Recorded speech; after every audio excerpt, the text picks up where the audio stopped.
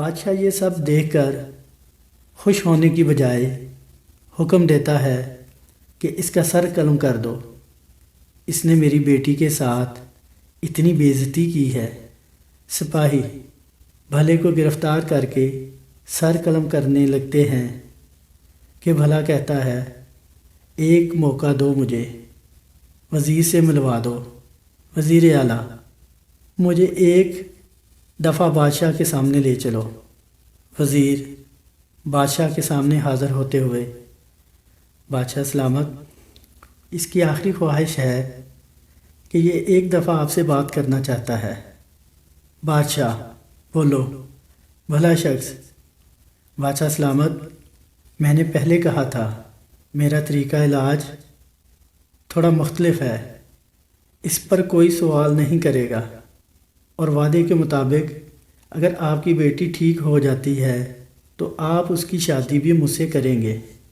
بھلے کی یہ بات سن کر وزیر بھی سفارش کرتا ہے، اور یہ سب سننے کے بعد بادشاہ شادی کے لیے راضی ہو جاتا ہے اور اپنی بیٹی کی شادی بھلے شخص کے ساتھ کر دیتا ہے۔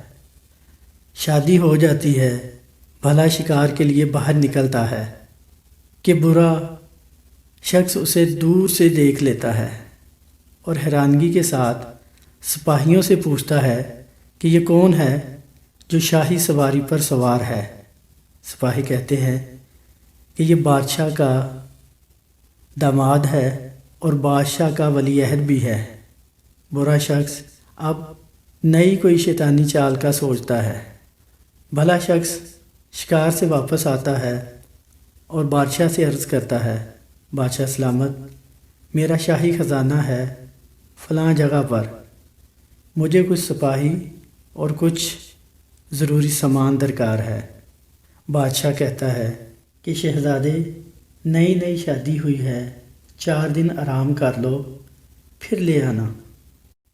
اگلے ہی دن برا آدمی محل میں داخل ہوتا ہے اور درباریوں کو اکسا کر بادشاہ تک پہنچ جاتا ہے اور بادشاہ سے عرض کرتا ہے، بادشاہ سلامت، منہ چھوٹا بات بڑی ہے۔ بادشاہ کہتا ہے، جو کہنا ہے کہو۔ بادشاہ سلامت، یہ شخص جو آپ کا داماد ہے یہ ایک غریب اور نیچی ذات کا ہے، یہ کوئی حکیم یا عامل نہیں، اس نے آپ کو دھوکہ دیا ہے آپ کی دولت پانے کے لیے۔ اگر آپ کو یقین نہیں تو آپ اس سے پوچھ لیں۔ بادشاہ پھر غصے میں حکم دیتا ہے کہ اس کو پکڑ لو اور سر قلم کر دو، اتنی بڑی گستاخی، اس نے ہمارے ساتھ دھوکہ کیا ہے۔ بھلا شخص بہت شور مچاتا ہے مگر کوئی نہیں سنتا۔ جب بھلے کا سر اتارنے لگتے ہیں تو اچانک وزیر آ جاتا ہے۔ بھلا شخص، وزیر، ایک بار مجھے بادشاہ کے دربار میں لے چلو۔ وزیر خدا ترس انسان تھا، پھر یہ سوچ کر بادشاہ کے دربار میں حاضر ہوتا ہے کہ شاید پھر اس کی جان بخش دی جائے۔ بھلا شخص، بادشاہ سلامت، یہ سچ ہے کہ میں غریب ہوں، ایک چھوٹی ذات برادری سے ہوں، مگر میرا آپ کا معاہدہ ہوا تھا، اس معاہدے کے مطابق میں نے آپ کی بیٹی کا علاج کیا جو آج تک کوئی نہ کر سکا، یہ ناانصافی ہے۔ وزیر بولا، بادشاہ سلامت، یہ ایک نیک انسان ہے، ایک اچھا انسان ہے، اس نے آپ کے ساتھ کوئی برائی نہیں کی، اور پھر اب یہ آپ کی بیٹی کا شوہر بھی ہے۔ یہ سب سن کر بادشاہ نے بھلے انسان کی جان بخش دی، اور کچھ دنوں بعد بھلا انسان سپاہی اور تیل لے کر اس غار کی طرف جاتا ہے اور خزانہ بھی حاصل کر لیتا ہے۔ سانپ کے بتائے ہوئے طریقے کے مطابق وہ تیل سانپ کے بل کے اندر گراتا ہے، جس کی وجہ سے سانپ کی جلد جل جاتی ہے اور سانپ بھاگ جاتا ہے، اور خزانہ بھلا شخص لے کر واپس آ رہا ہوتا ہے کہ پھر برا شخص اس کے سامنے آ کھڑا ہوتا ہے کہ پہلی چال تو چلی نہیں، اب اسے دوستی کر کے دیکھ لو۔ بھلا ایک خدا ترس انسان ہے اور اس کی صفت بھلائی اور اچھائی تھی، اس نے برے کی اچھی طرح میزبانی کی اور انعام اور نوادرات سے نوازا۔ برے شخص نے کہا، یہ سب کہاں سے پایا؟ بھلا شخص، اسی کنویں سے جہاں تم نے مجھے گرایا تھا۔ برا شخص وہاں سے نکلا اور سیدھا اس کنویں کے اندر۔ جن بھی اپنی جن برادری سے چھپا ہوا ہے، آج ارادہ کرتا ہے کہ چلو آج دوست سے ملتے ہیں۔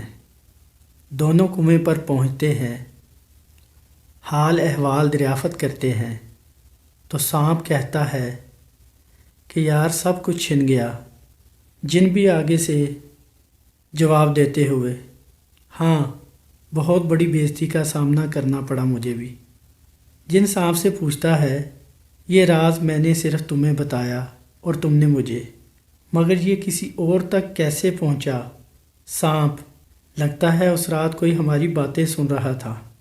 جن، تم نے صحیح کہا، مگر آج کوئی راز بتانے سے پہلے ارد گرد دیکھ لیں، کہیں آج بھی کوئی ہمیں سن نہ رہا ہو۔ سانپ نے سر اٹھا کر دیکھا تو کنویں کے اندر برا شخص بیٹھا نظر آیا۔ سانپ، یہ رہا وہ شخص، یہ آج بھی ہماری باتیں سن رہا ہے۔ جن نے برے شخص کو پکڑا۔ برا شخص، میرا کوئی قصور نہیں، وہ تو کوئی اور ہے جو اس رات ادھر موجود تھا۔ جن نے کہا، نہیں تم ہی ہو۔ یوں سانپ اور جن نے مل کر برے شخص کا کام تمام کر دیا۔ بھلا شخص خوشی خوشی اپنے محل میں رہنے لگا۔ تو اس ساری کہانی کا نتیجہ، اچھائی اور بھلائی کا انجام ہمیشہ اچھا ہوتا ہے اور برائی ہمیشہ مٹ جاتی ہے۔ تو عزیزان گرامی، میرے پیارے دوستو، نیکی اور محنت کنویں میں بھی ڈال دی جائے تو رائے گاہ نہیں جاتی، اللہ تعالیٰ اس کا صلہ ضرور دیتے ہیں۔ اگر آپ کو ہماری یہ سبق آموز کہانی اچھی لگی ہو تو کمنٹس باکس میں میسج کر کے اپنی رائے کا اظہار ضرور کیجیے گا۔